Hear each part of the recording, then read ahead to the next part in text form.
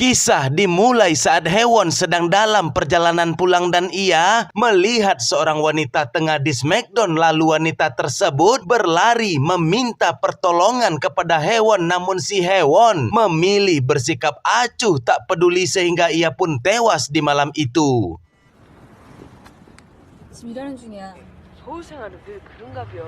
Keesokan harinya Hewon dipanggil oleh pihak kepolisian untuk dimintai kesaksiannya atas korban yang maut semalam. Tapi Hewon lagi dan lagi bersikap tak peduli dan memilih memberikan kesaksian palsu yang membuat para pelaku kejahatan itu pun dapat berkeliaran dengan bebas. Meskipun orang tua dari korban mengemis kepada Hewon untuk menceritakan kejadian yang sebenarnya, namun sekali lagi Hewon tetap tidak menunjukkan ia punya rasa kemanusiaan. 피해자 친구들이 클럽에서 확인했어요. 모자도 눌러 쓰고 있어. 얼굴은 못 봤다고 했잖아요. 주변에 험한 애들 많아. 아니요. Di tempat kerjanya sebagai teller di sebuah bank, sikap dingin Hewon kembali terlihat tatkala ia membentak wanita tua yang sangat membutuhkan pinjaman, sehingga nada kerasnya tersebut menarik perhatian sekitar. Dan singkat cerita, ketika Hewon kembali bertugas setelah istirahatnya, Hewon tampak kesal serta memarahi rekannya yang hibah kepada wanita tua dengan meloloskan persetujuan pinjamannya. 여자가 엉덩이로 살아남는 데는 아니에요, 선배님. 남자 상사들 모두하고 친한가? 할머니가 너무 안 됐다고. Di saat Hewon sedang tercirit di dalam toilet itulah, ia pun melihat seseorang menggunakan sendal berwarna merah, dan ketika dirinya hendak keluar, tiba-tiba pintu toilet terkunci sehingga membuat Hewon panik dan berusaha untuk keluar dengan bersusah payah yang berujung membuatnya terjatuh kesakitan. Kemarahan Hewon pun memuncak lalu menampar rekannya tanpa bertanya, padahal pelaku sebenarnya merupakan petugas kebersihan yang benci terhadap Hewon. Maka atas tindakannya itu pun sang manajer memanggil serta memberikan cuti untuk sementara waktu kepada Hewon agar pikirannya bisa tenang kembali. Sesampainya di apartemen, pintu Hewon tiba-tiba diketuk oleh petugas pos yang memberitahukan bahwa kotak surat Hewon telah penuh, dan bukannya membaca, Hewon malah membuang seluruh surat yang dikirim oleh sahabat kecilnya tersebut. Hari pun terus berganti, waktu pun terus berlalu hingga akhirnya Hewon memutuskan untuk berlibur ke Pulau Pedalaman tempat ia dibesarkan, dan disinilah carut-marut di dalam film ini dimulai.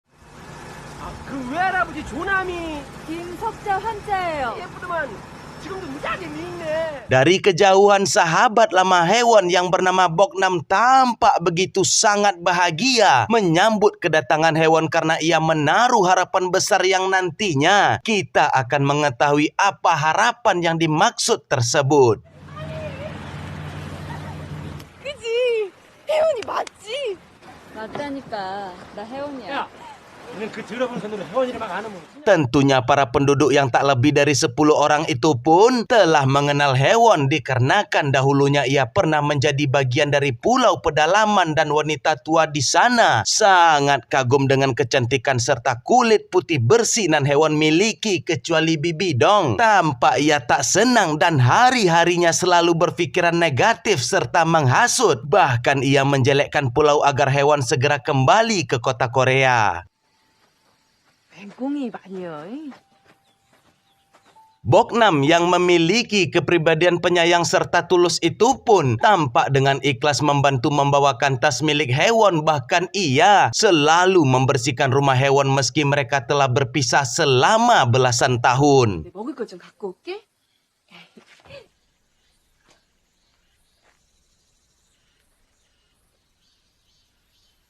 Pada malam harinya, Manjong, suaminya Boknam, berencana akan pergi memancing bersama Yunji, putri tunggal mereka. Sementara adik ipar Boknam yang bernama Chuljong, si penumpang hidup alias si benalu ini, malah maonggek Boknam, istri dari abangnya sendiri. Dan tindakan bejat itu pun telah terjadi untuk kesekian kalinya, dan kita akan mengetahui kenapa dan mengapa Boknam hanya diam dan pasrah dengan nasib malang yang ia derita.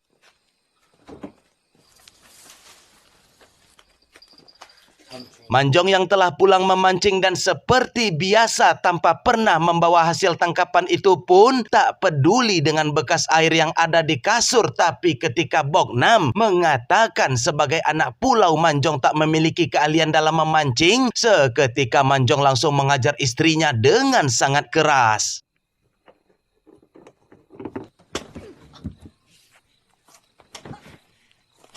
Keesokan paginya dengan bibir yang lebam dan makan dengan piring di bawah layaknya pembantu, Bok Nam disuruh untuk mengaduk semen tanpa diberi makan minum, dan lebih parahnya, para wanita di sana hanya bergibah terus saja menghina Bok Nam sebagai wanita pemalas yang tidak berguna. 그거만 안 되지라. 왜 해가 중간에 떴는지. Beberapa jam pun berselang, Bok Nam mendatangi rumah hewan lalu membuatkan makanan untuk sahabatnya. Bahkan Bok Nam dengan ikhlas bersedia mencuci baju kotor hewan agar tangan lembutnya tidak menjadi kasar. Dan terlebih lagi, Bok Nam dengan hati tulusnya membasuh tubuh putih lagi bersih yang dimiliki hewan, sembari mereka mengingat kenangan masa kecil di pulau pedalaman ini.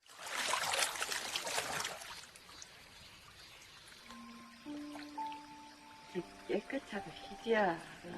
네가 오면 밤마다 여기서 목욕한 거.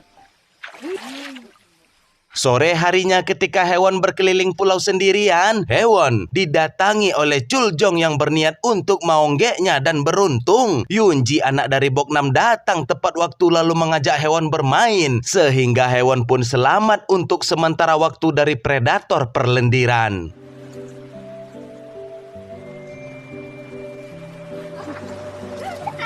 Di lain sisi pada dermaga, Sung tampak menurunkan seorang gadis hijau yang ternyata si gadis merupakan wanita bayaran untuk memuaskan Ichibos si Manjong. Sedangkan Bok Nam yang duduk di luar memilih untuk tidak ikut campur urusan suaminya karena percuma mempertahankan haknya sebagai istri. Yang ada nantinya Bok Nam akan mendapatkan kekerasan. Suara erangan duniawi itu pun juga didengar oleh hewan dan Yunji yang membuat Yunji sangat kesal. Tetapi Bibi Dong yang juga sebagai wanita harusnya mengerti perasaan Yunji serta Bok Nam, tapi ia malah mendukung acara yang dilakukan oleh Manjong tersebut.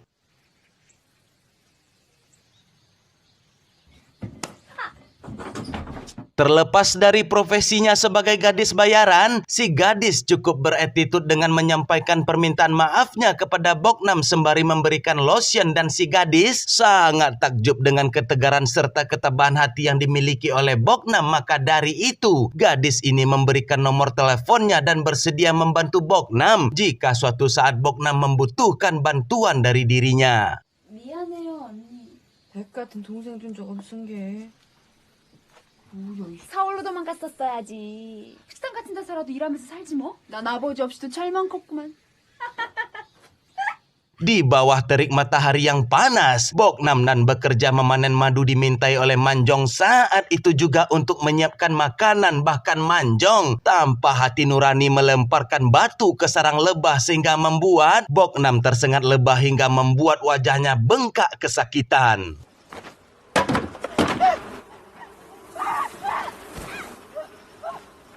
Bukannya peduli terhadap istri, Manjong tak mengizinkan Bok Nam untuk beristirahat sebentar dan ia kembali menyuruh Bok Nam melanjutkan memanen madu. Dan di sini lagi dan lagi Manjong melemparkan balok kayu ke tubuh Bok Nam hingga ia pun jatuh tersungkur ke tanah. 얼마 안 따냐? 쏘인데 좀 시키고요. Di tengah perjalanan ke kebun, Bok Nam berhenti sejenak di kediaman hewan karena hanya dengan hewanlah ia merasa seolah beban berat yang ada di pundaknya bisa berkurang. Hewan pun mulai mempertanyakan mengapa Bok Nam hanya diam saja ketika ditindas. Bahkan Bok Nam membiarkan wanita lain berada di kasurnya. 1분만 이러고 있을게. Pada sore harinya ketika Bok Nam mengangkat jemuran, sontak ia dibuat terkejut tatkala mendapati Sarawak kotok Yunji berada di jemuran padahal ia tidak mencucinya. Bok Nam pun bergegas masuk ke dalam lalu mendapati Yunji tengah berias dan Yunji melakukan hal tersebut dengan tujuan agar ayahnya juga mencintainya. Kesalahpahaman Yunji terhadap arti cinta itu pun membuat Bok Nam marah kepada Yunji sehingga berujung Bok Nam kembali mendapatkan perlakuan kasar dari suaminya.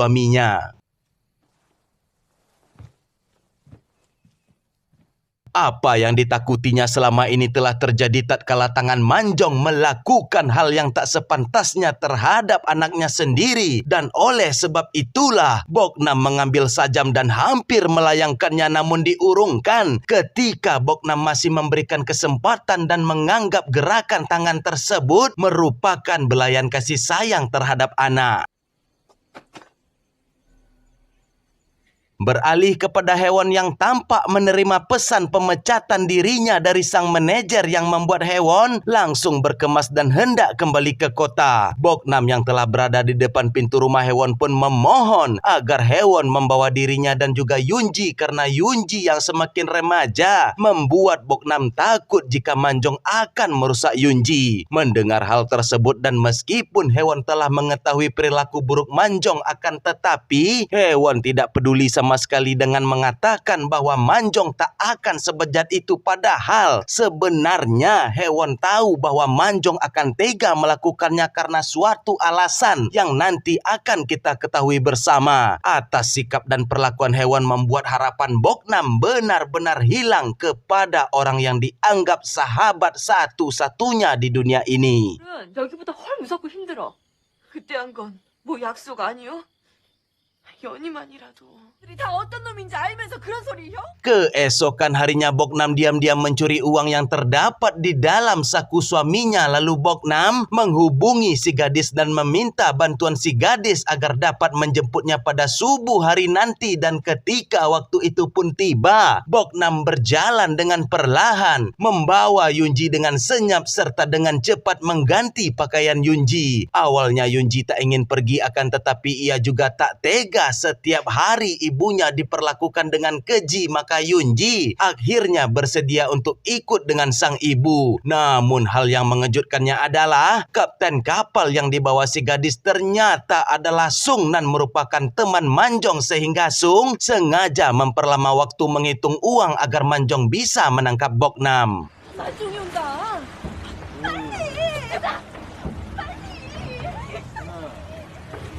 Atas aksi pelariannya tersebut Bok Nam dihajar habis-habisan, bahkan Bibidong terus mengompori agar Manjong mematahkan kaki Bok Nam. Si gadis yang tak tega melihat Bok Nam yang diperlakukan bak binatang maka ia meminta bantuan kepada adik si Manjong, tapi si gadis malah dipaksa menjadi bahan perlendiran ke dalam hutan. Penyiksaan tanpa henti itu pun juga berlaku kepada Yunji yang berusaha melindungi ibunya sehingga berujung tewasnya Yunji di tangan ayahnya sendiri. Ibarat langit telah runtuh, buah hati tercinta yang membuatnya bertahan dan rela terkurung di dalam neraka setiap harinya pun kini telah tiada. Sekuat apapun usaha Bok Nam membangunkan anaknya, sekuat itu pula para binatang di sekelilingnya menghujam Bok Nam dengan kata-kata yang sangat-sangat kejam. 나랑 서울 가야지, 연희야. 된장 바르면 다 나. 저리 비켜. Entah bagaimana dan siapa yang memanggil pihak kepolisian untuk datang, tapi yang pasti mereka semua berusaha menutupi kejadian yang sebenarnya dan memutarbalikkan fakta sambil tertawa bahwa Bok Nam lah pelaku atas kematian dari anaknya. Coba Anda bayangkan, seorang ibu nan berduka masih segar cairan merah pada kelapa anaknya, tapi ia dituduh menjadi pembunuh. Bok Nam nan hanya sendirian mencoba menceritakan fakta, namun karena minoritasnya suara suara. Ditambah kecerdikan susunan sandiwara yang dibuat, Boknam hanya bisa menggantungkan kebenaran dan harapan terakhirnya untuk sekali saja ada orang yang mau berdiri untuknya, tapi Hewon mengatakan ia tidak mengetahui apa yang terjadi dikarenakan dirinya sedang tidur siang. Mendengar jawaban Hewon membuat hati Boknam hancur sehancur-hancurnya dan ia tersadar ia bukan hanya kehilangan anaknya tapi ia juga kehilangan sahabatnya.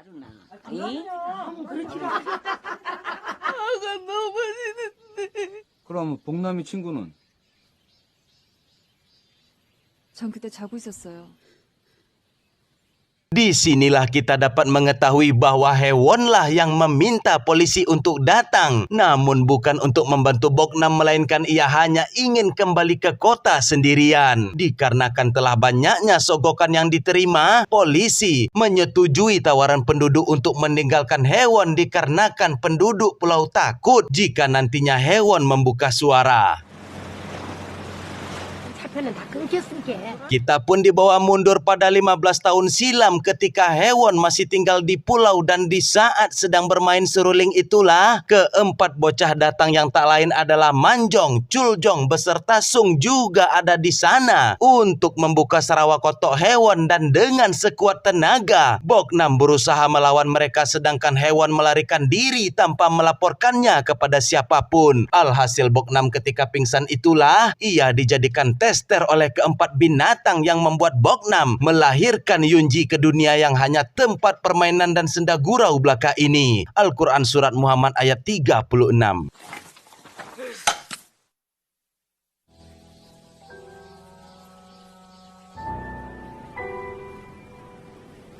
Beralih pada masa sekarang, tampak Chuljong mengantarkan makanan kepada Hewon, dan ya, kita bisa menebak terdapat sesuatu pada makanan tersebut yang membuat Hewon pingsan dan akan disikat oleh Chuljong yang telah lama menginginkan kue talamnya. Namun tiba-tiba saja Boknam datang, dan meski hatinya telah disakiti oleh Hewon, ia tetap tidak tega dan mencegah terjadinya onggek-onggek tersebut.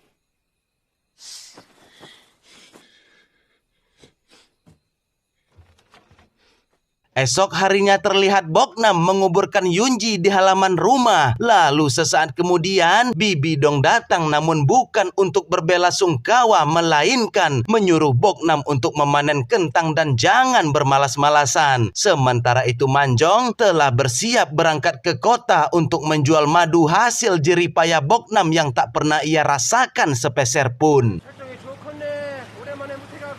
좀 비켜. 거시기에서 뿌리 내리겠네. 아유, 힘들어 죽겠네.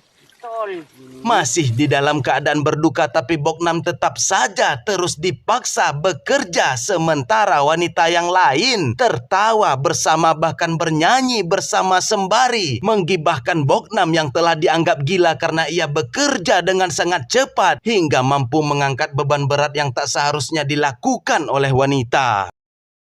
아들 말어. 자네들 것은 순 놈이여.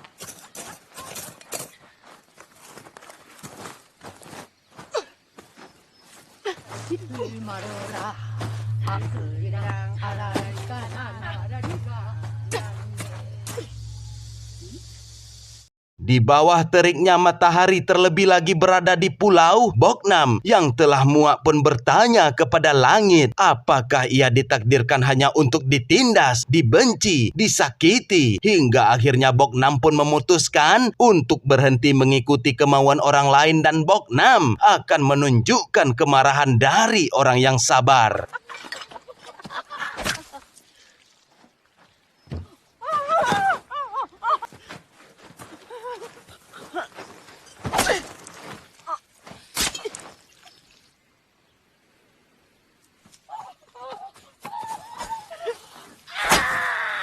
Bibi Dong yang telah kembali dari rumah pun dibuat terpaku tatkala melihat Boknam duduk di hadapan bangkai rekan-rekannya, dan di sini tampak Boknam tersenyum lega karena tak lagi mendengar ocehan dari para pembencinya. Lalu Boknam pun mencari Bibi Dong ke rumahnya, bahkan ke seluruh area pulau hingga larut malam, dan beruntung bagi Bibi Dong Nan berhasil bersembunyi dengan lutut gemetar untuk sementara waktu.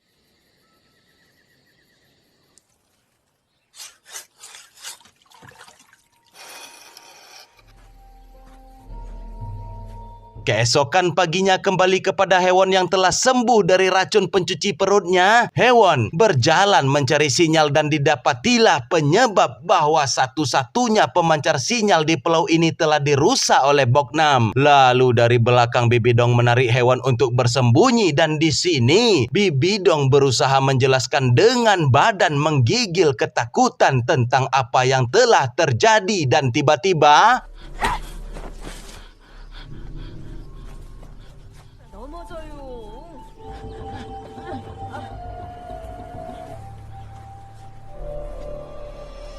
그만하면 됐다.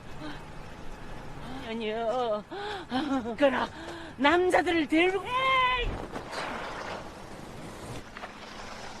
dari kejauhan para pria yang telah kembali ke pulau pun mendengar suara benda seperti terjatuh dan Chuljong diminta untuk lebih dulu menepi dan di mata air inilah Chuljong masih bersikap tak sepantasnya selaku adik ipar hingga tindakannya tersebut semakin memancing amarah Boknam dan terjadilah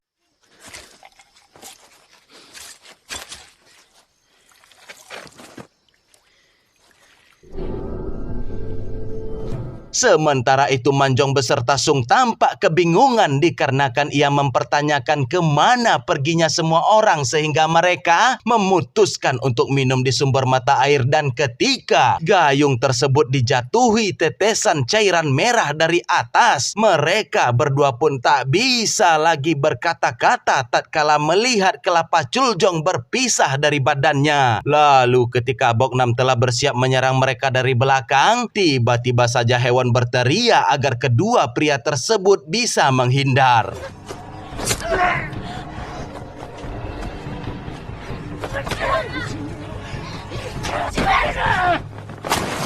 Perbedaan kekuatan antara laki-laki dan wanita tentu saja sangat menguntungkan Manjong sehingga ia pun berhasil menjatuhkan Boknam lalu mengikatnya dengan erat. Manjong pun mengambil pisau dan bersiap untuk menghabisi Boknam, tapi di sini Boknam menjadi wanita liar yang tak takut akan kematian, bahkan menjilati pisau dengan gaya brutal sehingga membuat Manjong merasakan sensasi yang luar biasa. Tapi tiba-tiba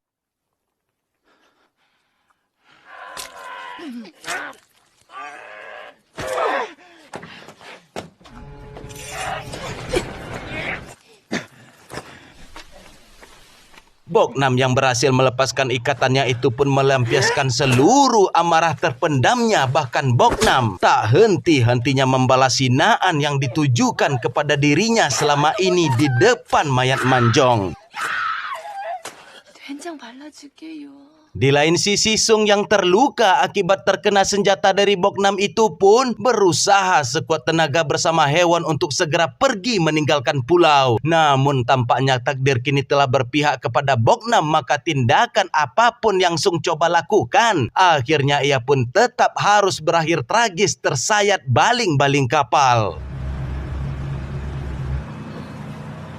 Beberapa jam pun telah berselang dan Boknam kini tampak telah berdandan bahkan memakai baju hewan untuk menuju kota, dan tak lupa Boknam terlihat membawa seruling yang menjadi saksi awal kedekatannya bersama hewan. Sesampainya di dermaga, Boknam melihat kapal yang dibawa hewan diperiksa oleh polisi dan pastinya hewan saat ini tengah berada di kantor kepolisian yang membuat Boknam segera berangkat menuju ke sana. 보고하고 무도회장 갔다 오겠습니다.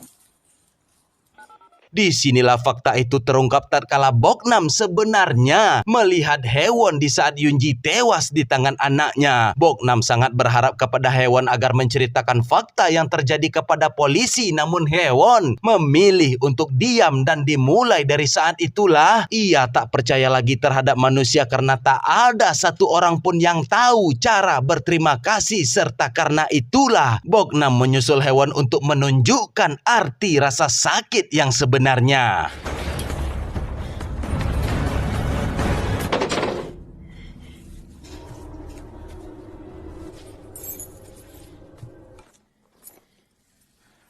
너무 불친절해요.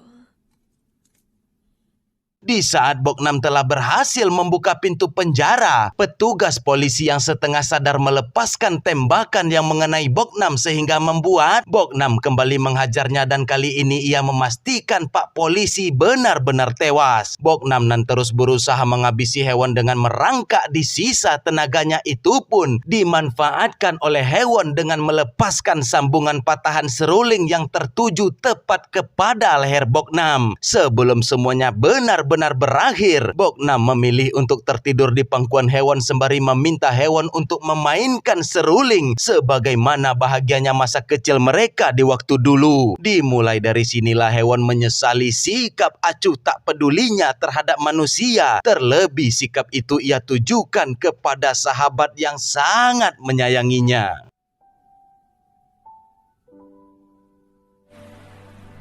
Di akhir kisah, hewan tampak kembali ke kantor polisi lalu menunjuk dengan tegas pelaku pembunuhan gadis di awal film. Lalu ia pun melanjutkan pulang ke apartemen, melakukan mandi junub, dan dengan masih dalam keadaan yang basah, hewan membaca kembali seluruh isi surat nan Bok Nam kirim yang isi dari seluruh surat tersebut. Bok Nam sangat mencintai, Bok Nam sangat menyayangi, serta menaruh harapan besar kepada hewan untuk dapat membawanya ke kota karena ia diperlakukan kejam oleh penduduk pulau.